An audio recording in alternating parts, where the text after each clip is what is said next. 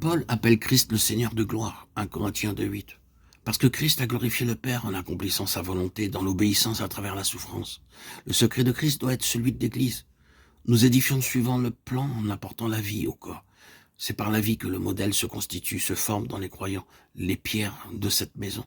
La déclaration du Seigneur, je suis le pain de vie, montre que notre faim intérieure ne peut être satisfaite que par Christ et Christ seul.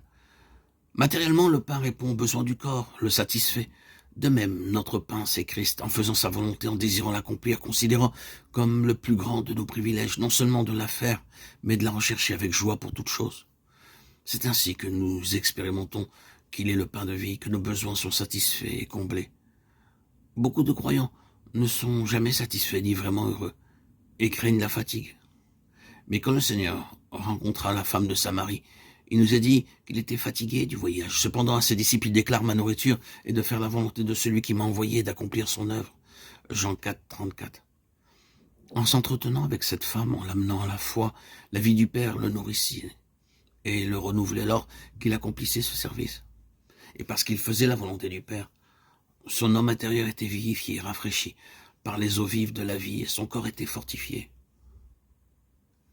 Notre insatisfaction, notre esprit chagrin ont leur source dans le fait que nous n'avons probablement pas fait le choix de vivre pour lui. Le problème pour beaucoup est qu'ils voudraient vivre de Christ, tout en gardant quelques appréciations avantageuses d'eux-mêmes. Frères et sœurs bien-aimés en Christ, cela ne sera jamais possible. Nous pouvons déclarer toutes ces vérités, peut-être même les enseigner, mais si elles ne sont pas incluses en nous par une expérience profonde de notre mort avec lui, elles ne seront jamais des réalités et nous constaterons que notre insatisfaction demeure. Parce qu'en nous, la volonté est en partie au pouvoir de l'homme naturel. Il faut que Dieu ouvre nos yeux afin que nous voyions que Christ nous a été donné par le Père pour qu'il devienne notre seule satisfaction.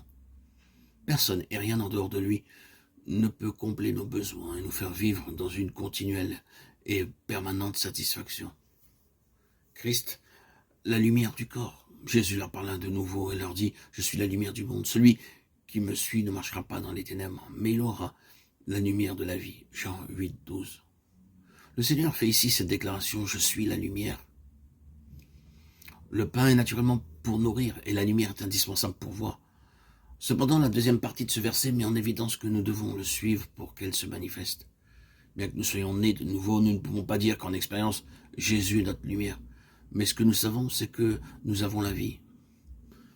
Jean déclare, la vie était la lumière. Elle éclaire tout homme. Jean 1, 4, 9. Nous le voyons.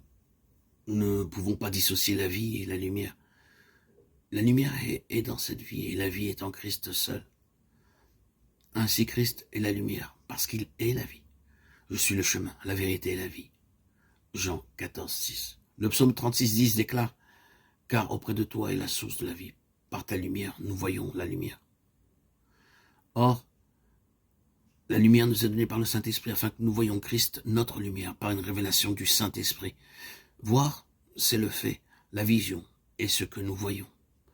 Je puis comprendre ce fait que Jésus est la lumière sans en avoir l'expérience. Sans elle, nous ne dirons que des vérités, sans en posséder les réalités.